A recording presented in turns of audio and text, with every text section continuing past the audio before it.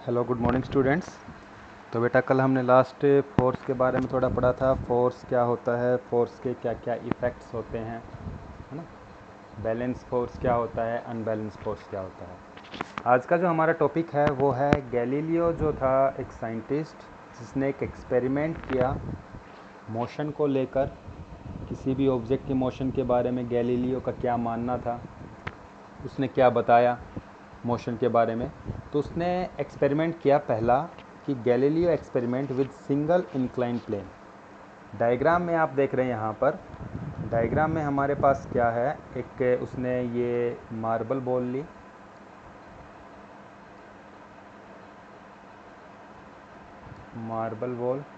Marble ball glass की बनी होती है, क्ले की भी हम बना सकते हैं। तो एक मार्बल बॉल ली उसने, और यहाँ पर एक ये सरफेस है, ये एक इंक्लाइंड सरफेस है, ठीक है। इंक्लाइंड सरफेस मतलब यहाँ पे स्लोप है, ढलान है। तो उसने इस मार्बल बॉल को इस ढलान पे छोड़ा, तो उसने क्या देखा, तो ये डाउनवर्ड स्लोप है। तो उसने क्या देखा कि इस मार्बल बॉल की जो स्पीड थी वो क्या हो गई, इंक्रीज़ हो गई, क्योंकि ढलान पे ये बॉल क्या करेगी, तेज़ मूव करेगी। तो उसने यहाँ पे उस बॉल को छोड़ा, तो ये बॉल जैसे जैसे नीचे आती गई वैसे वैसे इसकी स्पीड क्या होती गई, इंक्रीज़ होती गई। और स्पीड इंक्रीज़ होती गई मतलब यहाँ पर इसकी जो वेलोसिटी है वो इंक्रीज़ हो रही है। और वेलोसिटी में इंक्रीज़ होना या वेलोसिटी में चेंज होना मतलब यहाँ पर इस बॉल के अंदर क्या हो रहा है, एक्सेलरेशन हो रहा है, एक्सेलरेशन, एक्सेलरेशन, ठीक है।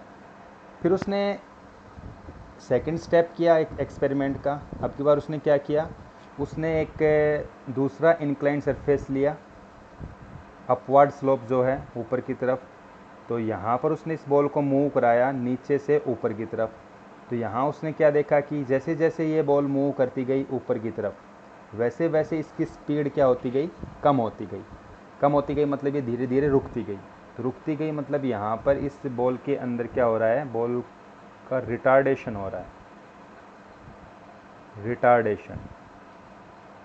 रिटार्डेशन का मतलब होता है किसी भी ऑब्जेक्ट की वेलोसिटी का डिक्रीज़ होना, ठीक है। तो उसने देखा कि जब डाउनवर्ड स्लोप है उस पर कोई ऑब्जेक्ट छोड़ा उसने मार्बल बॉल को, तो वो बॉल तेज़ी से मूव कर रही है, उसकी स्पीड बढ़ रही है, एक्सेलरेशन हो रहा है। और जब उसने देखा कि ये बॉल अगर किसी स्लोप के ऊपर की तरफ जा रही है, तो यहाँ पर क्या हो रहा है, अपवर्ड स्लोप है, इसका जो मोशन है वो अपवर्ड है, इसकी जो स्पीड है, जो वेलोसिटी है वो डिक्रीज़ होती गई, मतलब ये धीरे धीरे रुकती गई, इसका रिटार्डेशन हो गया। थर्ड केस में क्या है, थर्ड केस में उसने देखा कि अगर हमारे पास ये जो सरफेस है, ये सरफेस हॉरिजॉन्टल सरफेस हो, प्लेन सरफेस हो सीधा, ठीक है। जब उसने उस बॉल को मूव कराया तो बॉल क्या है, कंटिन्यू मूव करती रही। तो यदि हम सरफेस का फ्रिक्शन ज़ीरो मान ले तो ये बॉल कभी भी रुक नहीं सकती है, ठीक है। और कंटिन्यू यहाँ पर ये एक यूनिफॉर्म वेलोसिटी से मूव करती रहेगी। यूनिफॉर्म वेलोसिटी से, यूनिफॉर्म मतलब एक कांस्टेंट वेलोसिटी से मूव करती रहेगी। ना तो इस बॉल की स्पीड इंक्रीज़ होगी, ना इस बॉल की स्पीड डिक्रीज़ होगी।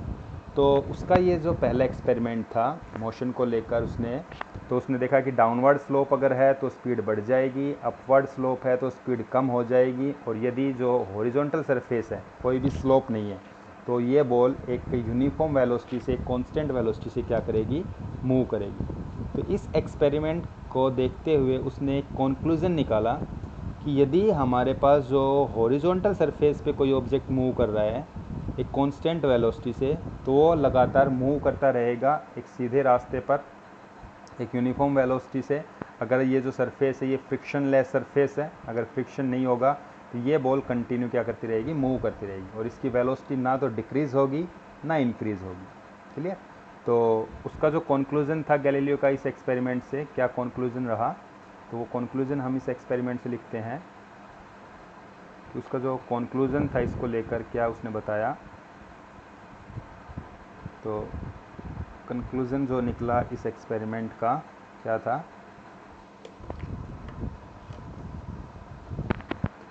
कि when an object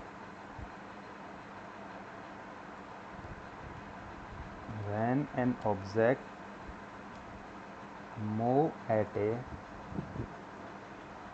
horizontal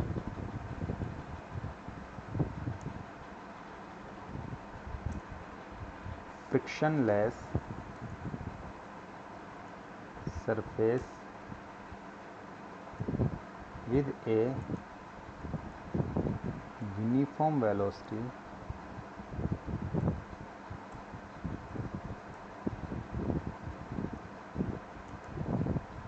in straight path। जब कोई ऑब्जेक्ट मूव करता है एक हॉरिजॉन्टल सरफेस पर एक कांस्टेंट वेलोसिटी से, एक यूनिफॉर्म वेलोसिटी से,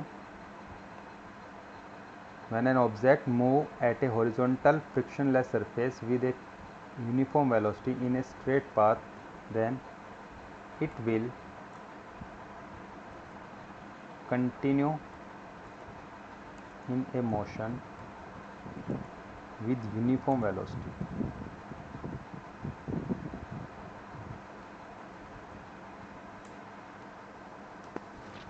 तो वो क्या करता रहेगा, कंटिन्यू मूव करता रहेगा एक यूनिफॉर्म वेलोसिटी से, ना तो उसकी वेलोसिटी क्या होगी, कम होगी, और ना उसकी वेलोसिटी ज़्यादा होगी। ये उसका इस एक्सपेरिमेंट का कंक्लूजन था।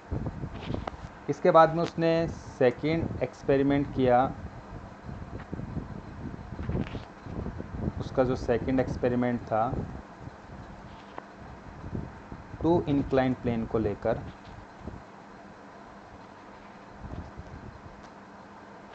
तो सेकंड जो एक्सपेरिमेंट उसने किया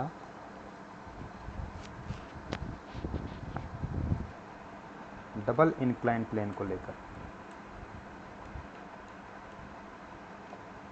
तो वो एक्सपेरिमेंट क्या था उसका, देखिए।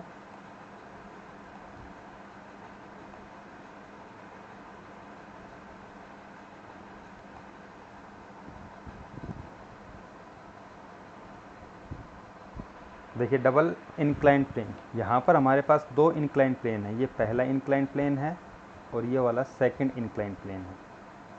तो उसने क्या देखा कि उसने इस बॉल को इस हाइट से छोड़ा।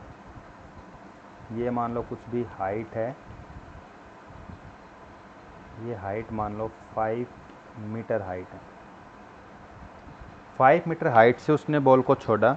तो जब ये बॉल मूव करेगी नीचे की तरफ तो इसकी जो स्पीड है वो बढ़ेगी, फिर ये हॉरिजॉन्टल सरफेस पे मूव करेगी। सामने दूसरा इंक्लाइन सरफेस है, तो दूसरा जो इंक्लाइन सरफेस है ये बॉल मूव करती हुई दूसरे इंक्लाइन सरफेस पर सेम हाइट तक जाएगी, सेम हाइट तक। ग्राउंड से इसकी यहाँ पर जो हाइट होगी वो क्या रहेगी, 5 मीटर। जब तक ये 5 मीटर हाइट तक नहीं चली जाती है, जितना यहाँ से इसने इस हाइट से छोड़ा गया था, जब तक ये 5 मीटर हाइट पे नहीं चली जाएगी तब तक ये बॉल रुकेगी नहीं। ठीक है। सेकंड केस में क्या है, उसने ये जो सेकंड सरफेस था, सेकंड इंक्लाइन सरफेस है, इस इंक्लाइन सरफेस को इसने थोड़ा सा और बेंड कर दिया। मतलब इसका जो स्लोप है वो क्या कर दिया, इसने कम कर दिया। यहाँ पे स्लोप इसका कम कर दिया।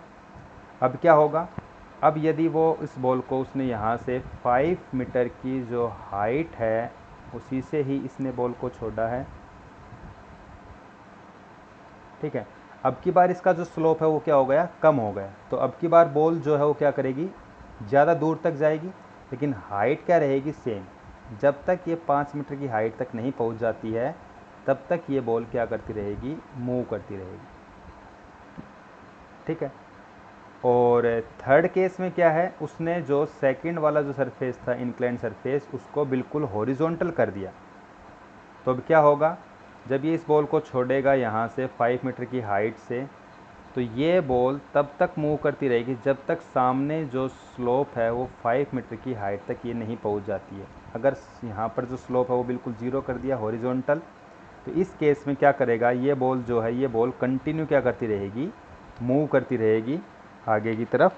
तो इस एक्सपेरिमेंट की उसकी क्या ऑब्जर्वेशंस का कंक्लूजन थे, तो पहले इसने क्या किया कि जब ऑब्जेक्ट एक इंक्लाइन सरफेस से नीचे की तरफ जाएगा तो ये दूसरे इंक्लाइन सरफेस पर सेम हाइट तक क्या करेगा, पहुँचेगा। यदि यहाँ जो सरफेस है ये सरफेस फ्रिक्शनलेस है, तो अगर फ्रिक्शन है तो हाइट कम भी हो सकती है, लेकिन अगर फ्रिक्शनलेस है तो जितनी हाइट से इस बॉल को छोड़ा गया उतनी ही हाइट पर ये दूसरे सरफेस पर जाएगी। ठीक है।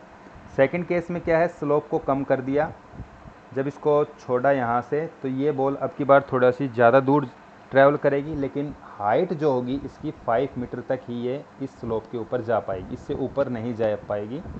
और थर्ड केस में क्या है कि जब ये बॉल को छोड़ रहा है यहाँ पर, तो इसका स्लोप सेकंड वाले सरफेस का जो स्लोप है ये हॉरिजॉन्टल हो गया, मतलब स्लोप 0।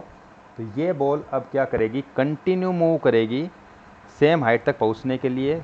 तो ये कहाँ तक जाएगी, तो ये इनफाइनाइट तक मूव करेगी, इन्फिनिटी तक, क्योंकि सेकंड यहाँ पर स्लोप है नहीं, तो ये क्या करेगी, इन्फिनिटी तक मूव करेगी। इसकी जो वेलोसिटी रहेगी, अब ये जो मूव करेगी थर्ड केस में, ये एक यूनिफॉर्म वेलोसिटी से कंटिन्यू मूव करती रहेगी अगर सरफेस फ्रिक्शन लेस है तो। अगर सरफेस फ्रिक्शन है सरफेस का कुछ ना कुछ, तो फिर ये धीरे धीरे बॉल रुकती जाएगी, तब इसका मोशन जो होगा वो यूनिफॉर्म वेलोसिटी से मूव नहीं करेगी। लेकिन अगर सरफेस फ्रिक्शन लेस है, कोई भी फ्रिक्शन नहीं है, तो ये क्या करती रहेगी, मूव करती रहेगी। मतलब इस एक्सपेरिमेंट से उसने ये प्रूव किया कि किसी भी ऑब्जेक्ट के मोशन को रोकने के लिए, अगर कोई ऑब्जेक्ट मूव कर रहा है तो अगर हम उसको रोकना चाहते हैं तो उसके लिए हमारे पास फोर्स की रिक्वायरमेंट होगी। विदाउट फोर्स हम उस ऑब्जेक्ट के मोशन को नहीं रोक सकते। तो इस एक्सपेरिमेंट से उसने कॉन्क्लूजन क्या दिया, और उसने एक लॉ लिखा, लॉ ऑफ इनर्शिया। तो इस एक्सपेरिमेंट का यूज़ करके उसने एक लॉ ऑफ इनर्शिया लिखा। लॉ ऑफ इनर्शिया उसने बताया, क्या कहा उसने इस लॉ में, कि एक बॉडी है वो अगर एक स्पीड से मूव कर रही है एक सीधे पाथ पर, तो कंटिन्यू मूव करती रहेगी सेम स्पीड से और सेम स्ट्रेट पाथ पे, जब तक कि उसके ऊपर कोई फोर्स नहीं लगाया जाता है। तो उसने एक लॉ लिखा कि ये बॉडी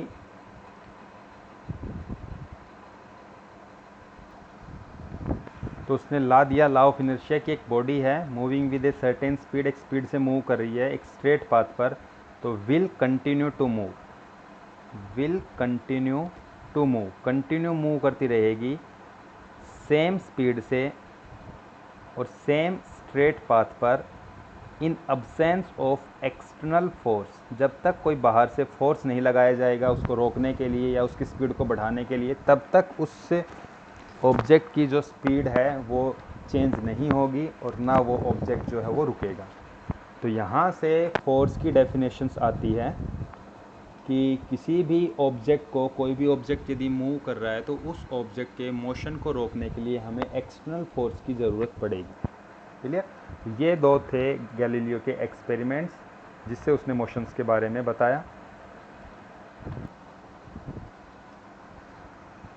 तो गैलीलियो के बाद में हम पढ़ते हैं न्यूटन्स का फर्स्ट लॉ मोशन का। न्यूटन्स ने क्या लॉ दिया, फर्स्ट लॉ, या फिर इसी को ही हम बोलते हैं लॉ ऑफ इनर्शिया। तो न्यूटन्स का फर्स्ट लॉ क्या बताता है कि हमारे पास कोई भी बॉडी है, कोई भी ऑब्जेक्ट है, continues in its state of rest और यूनिफॉर्म मोशन, कि कोई भी ऑब्जेक्ट है, अगर वो ऑब्जेक्ट, मान लो हमारे पास एक ऑब्जेक्ट है, कोई ऑब्जेक्ट हमने लिया, ये एक ऑब्जेक्ट है, कोई बॉल हमने मान ली और ये बॉल रेस्ट में है, ठीक है, या फिर एक दूसरी हमने एक बॉल ली, ये बॉल मूव कर रही है किससे, यूनिफॉर्म वेलोसिटी से,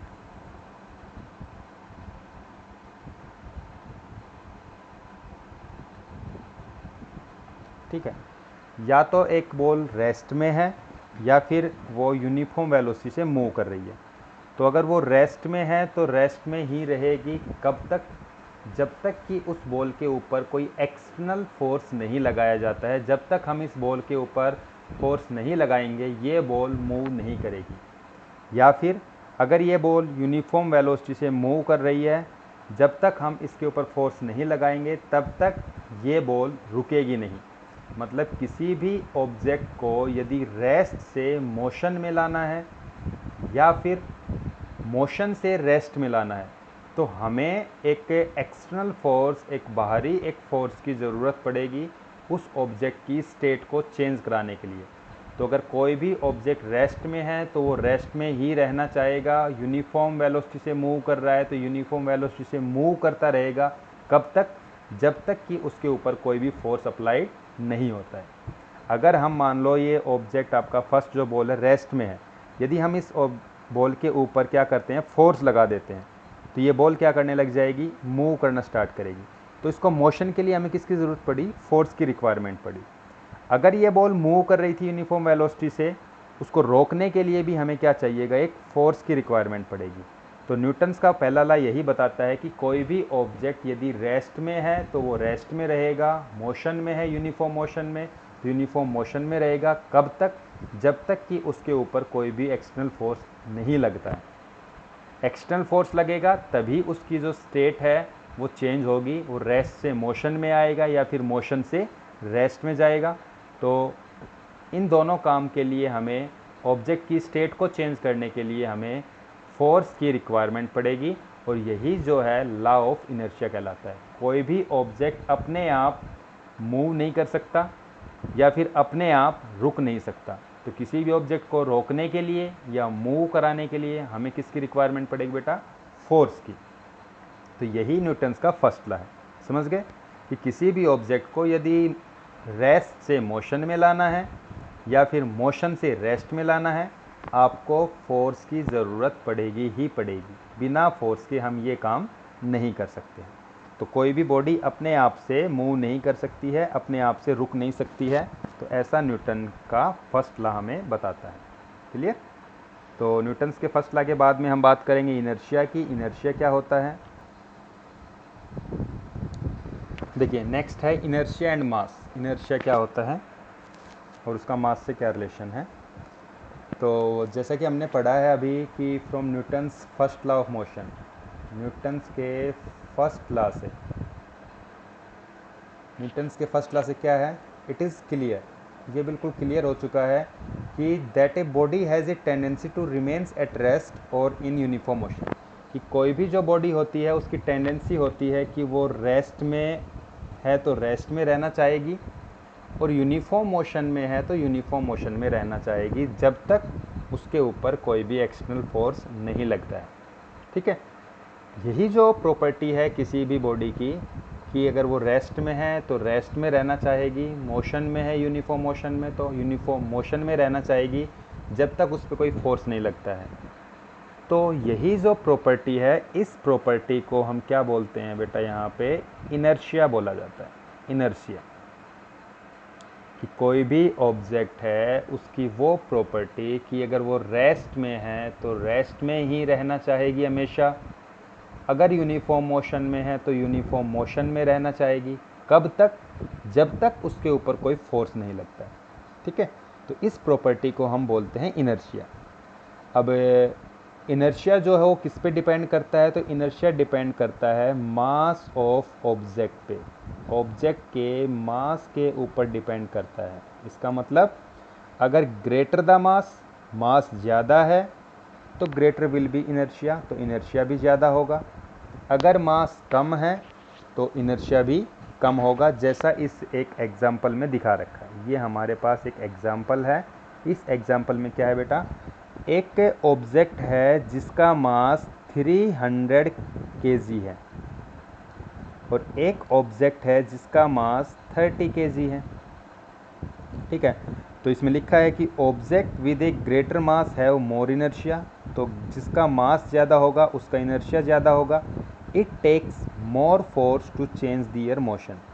तो अब इन दोनों केसेस में यहाँ पर इस ऑब्जेक्ट को, ये जो ऑब्जेक्ट है जिसका मास 300 kg है, इस ऑब्जेक्ट को मूव कराने के लिए हमें ज़्यादा एफर्ट करना पड़ेगा, ज़्यादा फोर्स लगाना पड़ेगा। तो हम कहेंगे कि इसका इनर्शिया क्या है, ज़्यादा है। ये बॉडी, इसकी टेंडेंसी है रेस्ट में रहने की ज़्यादा, और यहाँ इस केस में क्या है, यहाँ पर 30 kg मास है तो यहाँ पे स्मॉल मास है। तो इस ऑब्जेक्ट को मूव कराने के लिए हमें जो है वो फोर्स क्या लगाना पड़ेगा, कम लगाना पड़ेगा। तो हम कहेंगे कि इस ऑब्जेक्ट की जो रेस्ट में रहने की जो टेंडेंसी है, अभी रेस्ट में है दोनों, तो इसकी जो रेस्ट में रहने की टेंडेंसी है वो कम है। क्यों कम है? क्योंकि इसका मास क्या है? कम है। तो अगर हम इस ऑब्जेक्ट को मूव कराना चाहते हैं तो इसके लिए हमें फोर्स की जो रिक्वायरमेंट पड़ेगी 30 kg के लिए वो कम पड़ेगी। इसका इनर्शिया क्या है? कम है। तो यहाँ पर इस ऑब्जेक्ट का मास कम है तो इसका इनर्शिया स्मॉल होगा, कम होगा। और यहाँ पर इसका मास ज़्यादा है तो इसका इनर्शिया क्या होगा? ज़्यादा होगा। ठीक है। ऐसे ही मान लो, हम एक एग्जांपल मान लो, हमारे पास एक साइकिल है और एक बस है, दोनों रेस्ट में है। तो बताइए किसका इनर्शिया ज़्यादा होगा, किसका इनर्शिया कम होगा? तो बस जो है उसको धक्का लगाना, उसको फोर्स लगा के मूव कराना, ज़्यादा फोर्स की रिक्वायरमेंट पड़ेगी। साइकिल को मूव करवाने के लिए कम फोर्स की रिक्वायरमेंट पड़ेगी। तो हम कहेंगे कि साइकिल का मास कम है तो साइकिल रेस्ट में रहने की कोशिश, उसकी जो टेंडेंसी है वो कम है, उस पर फोर्स लगाते ही वो मूव करने लग जाएगी। बस की जो रेस्ट में रहने की टेंडेंसी है वो ज़्यादा है तो उसको मूव कराने के लिए हमें ज़्यादा फोर्स चाहिएगा। तो जिस भी ऑब्जेक्ट का जितना ज़्यादा मास होगा उसका इनर्शिया जो है उतना ज़्यादा होगा। तो इनर्शिया और मास एक दूसरे के बिल्कुल डायरेक्टली है। मास ज़्यादा, इनर्शिया ज़्यादा, मास कम, इनर्शिया कम। क्लियर? तो इनर्शिया क्या होता है कि कोई भी बॉडी है अगर वो रेस्ट में है तो रेस्ट में रहना चाहेगी, मोशन में है तो मोशन में रहना चाहेगी जब तक उसके ऊपर कोई फोर्स नहीं लगता। जिस ऑब्जेक्ट का मास जितना ज़्यादा होगा उसका इनर्शिया उतना ही ज़्यादा होगा, जिसका मास कम होगा इनर्शिया कम होगा। तो ये इनर्शिया और मास का कॉन्सेप्ट है। क्लियर है? तो इनर्शिया और मास में आपके पास ये करना है आपको। तो आज के लिए बेटा यही है कि इनर्शिया क्या होता है, इनर्शिया आपको इसमें पढ़ना है। तो आज हमने सीखा गैलीलियो का एक्सपेरिमेंट। तो गैलीलियो ने जो एक्सपेरिमेंट किया, सिंगल इंक्लाइन प्लेन का एक्सपेरिमेंट किया और डबल इंक्लाइन प्लेन का। तो गैलीलियो ने बताया कि यदि किसी भी ऑब्जेक्ट के मोशन को हमें रोकना है तो उसके लिए हमें एक फोर्स की रिक्वायरमेंट पड़ेगी। अदरवाइज़ वो ऑब्जेक्ट यदि यूनिफॉर्म वेलोसिटी से मूव कर रहा है सीधे पाथ पर तो वो कंटिन्यू सीधे पाथ पर यूनिफॉर्म वेलोसिटी से मूव करता रहेगा। फिर न्यूटन ने अपना पहला लॉ दिया मोशन के बारे में, न्यूटन का फर्स्ट लॉ या फिर लॉ ऑफ इनर्शिया, दोनों सेम चीज़ें हैं। कोई भी ऑब्जेक्ट रेस्ट में है तो रेस्ट में रहना चाहेगा, मोशन में है तो मोशन में रहना चाहेगा जब तक उसके ऊपर कोई बाहर से फोर्स नहीं लगाते हम। फिर उसके बाद में हमने पढ़ा इनर्शिया के बारे में, इनर्शिया क्या होता है, इनर्शिया जो है वो मास पे कैसे डिपेंड करता है। ठीक है, तो ये आज के लिए आपके पास इतना है। अब इनर्शिया के जो टाइप्स है उनकी बात करेंगे हम नेक्स्ट वीडियो में बेटा।